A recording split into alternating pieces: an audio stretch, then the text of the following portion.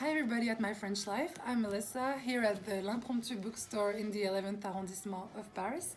I will share with you some of my favorite French books published some recently, some less recently. So we will start by La Petite Femme, the little female if you want the translation, written by Philippe Génada at Édition Point. So La Petite Femelle tells the true story of Pauline Dubuisson, who was accused of killing her lover in 1951.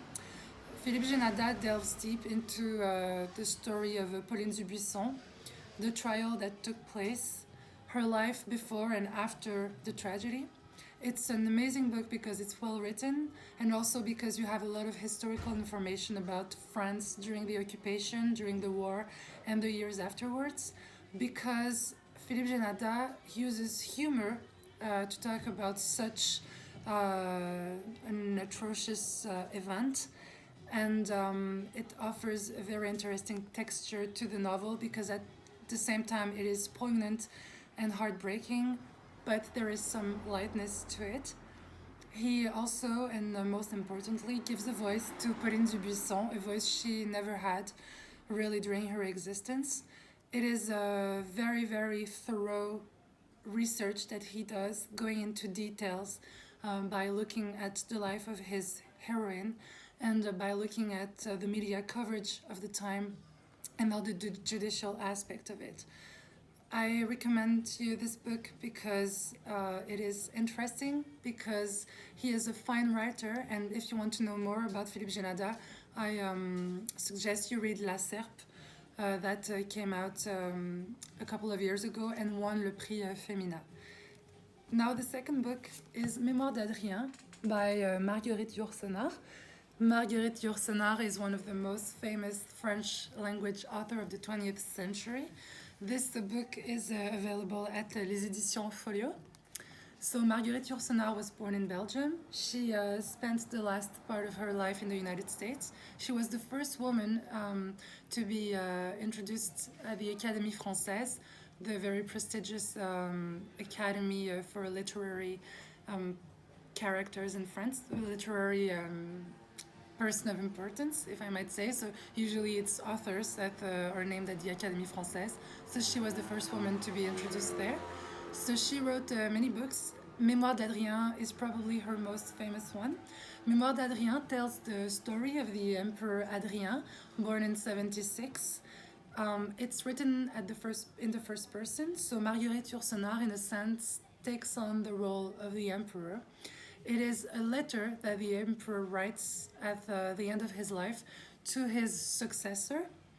And more than a historical novel, it is a philosophical one in a sense, because the Emperor Adrien reflects on his life as he sees death coming to him.